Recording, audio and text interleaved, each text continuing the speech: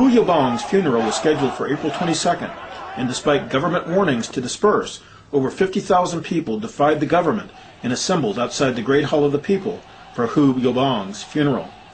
Chinese police stood outside and guarded the building. The people of China were not welcome at the Great Hall of the People. The students responded by chanting and shouting, "Down with dictatorship," and "We love freedom." Just as the leadership feared, students at dozens of universities saw Hu's death as an opportunity to protest crime and corruption among the top leaders of China. The rulers of China were also in a quandary. Although Hu had been deposed for pushing democratic reforms, Hu was still a loyal communist fighter who had held many important posts. Hu deserved all the honors of a state funeral. But the dictators were wary. Li Peng advised, "The universities should be carefully watched," he said, "for students were the most well-informed and the most likely to voice complaints."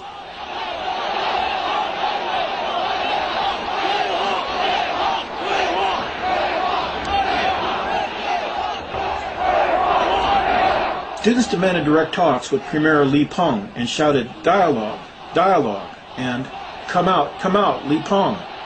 Li Peng, however, had no intention of coming out. He felt the demonstration should be nipped in the bud and put to an end by force, if necessary. Finally, 3 students were allowed to approach the Great Hall, where the leaders watched from behind huge windows and barred doors. The students carried a huge scroll, a replica of those scrolls which for thousands of years had been presented to the emperors of China. Bowing their heads and kneeling, the students thrust the petition into the air and waited. When government leaders gazed out the windows of the Great Hall of the People, they were amazed, shocked, and frightened. The assembly of so many people was a direct challenge to their rule. The petition contained 7 demands, including freedom of speech, freedom of the press, freedom of thought, freedom and more money for education, and the end of corruption among Chinese government officials and their families. Many of the demonstrators began to cry when they observed their student leaders being ignored as they kneeled in front of the Great Hall with the petition held above their head. The communist government refused to acknowledge the presence of the people, and Premier Li Peng left the building by a side entrance.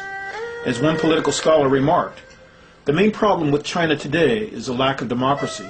A handful of people can talk among themselves and put aside the interests of the Chinese people and make decisions the people do not support." Some in the government, such as THIEN, felt they should affirm the students' patriotism and allow for dialogue. Yet others, notably Premier Li Peng, President Yang, and Deng Xiaoping, were alarmed, fearing that demands for freedom and democracy would threaten their power, and worrying they were witnessing the beginning of a second cultural revolution. Corruption and profiteering were widespread in the communist government, and the children and families of Deng, Yang, and many others had enriched themselves through the control they exercised over state and military-owned business enterprises and monopolies. Deng and Yang were concerned because the demands for democracy threatened their power, and the complaints of corruption threatened the wealth they and their families had accumulated. China was a communist country in name only, and senior leader Deng had embraced the most predatory features of capitalism, which hated unions and worker rights and free education for the masses. Thus, under Deng, worker pensions, free medical care, and free education were all becoming relics of the past, with even farmers and peasants having to pay high fees to have their children educated. Deng had proclaimed that to get rich was glorious, but only those in power were getting rich. Over the following days, the student demonstrations only increased in size, and so did their demands for democracy, accountability, and freedom. "This is no ordinary student movement," Deng complained. "This is a well-planned plot whose real aim is to reject the Chinese Communist Party. We have got to be very clear in explaining to the nation why we must stop and oppose this turmoil." On April 26, 1989, Deng's opposition to the democracy movement was reprinted as an editorial in the People's Daily. It was titled, "The Necessity for a Clear Stand Against Turmoil." "This is a well-planned plot. Its real aim is to reject the Chinese Communist Party. The purpose of the students is to poison people's minds. The whole nation must resolutely stop and oppose the students," proclaimed Deng's editorial. Even though the Chinese Constitution guarantees the right to free speech and to demonstrate, the People's Daily editorial was like an official charge of criminal activity. Mao used similar editorials to launch political persecutions against his enemies. Now Deng had followed the same road. Peaceful demonstrators were being labeled counter-revolutionaries and terrorists who could be arrested, beaten, and even killed by the authorities. Deng had declared war, and he expected the Chinese people to obey him, to fear him, and to attack the students. The students, however, were not counter-revolutionaries. They wanted reform, not revolution. They wanted to be allowed to exercise and experience basic human rights, including freedom of speech and freedom of assembly, and for this they were accused of committing crimes.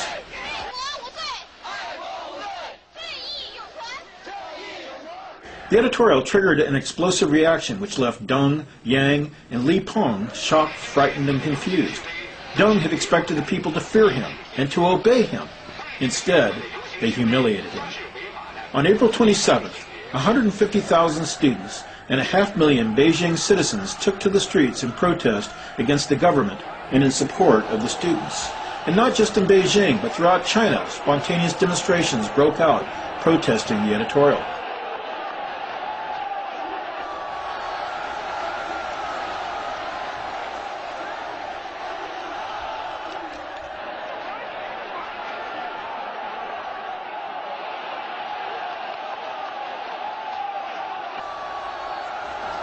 Over the following days, the students were repeatedly ordered to return to their classes at once. The students responded by demanding democracy, freedom of speech, the end of corruption, and asking, why can't the people's prime minister come out to meet with the people? In Beijing, hundreds of thousands of workers abandoned their jobs and offices to cheer and join the students. Over 500,000 men, women, and children of Beijing lined the streets, cheering the students and openly defying the dictatorship which governed China. Tens of thousands of citizens waved from their windows and cheered as the students marched through the streets. The government's efforts to stop the demonstrators had failed miserably. The people had sided with the students. Indeed, a secret poll conducted by the government found that over 60% of adult Chinese believed that protests were a legitimate way to oppose corrupt practices.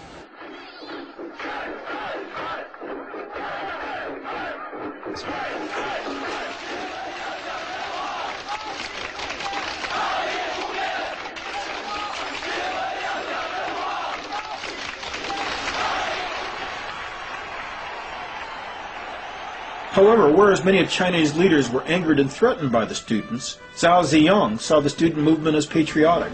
He cautioned the Communist Party against taking a hard line and made speeches urging openness and dialogue between the government, students, and workers. Cao was a visionary and bold economic reformer who had helped end Mao's disastrous Great Leap Forward. And he had already purged thousands of communist officials accused of corruption.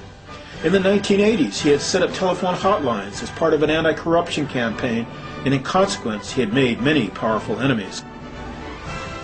Indeed, there have been over a dozen assassination attempts against his life.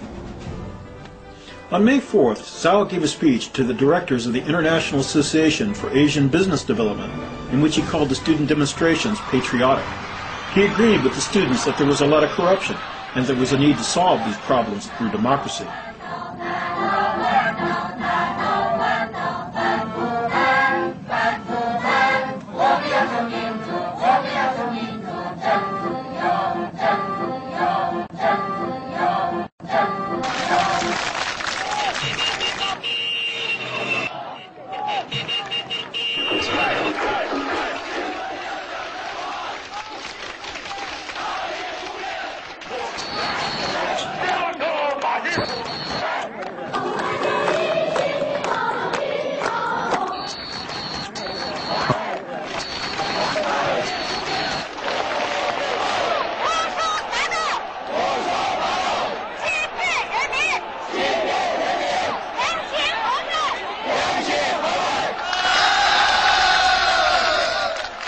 On May 4, 1919, student demonstrations led to the founding of the Communist Party.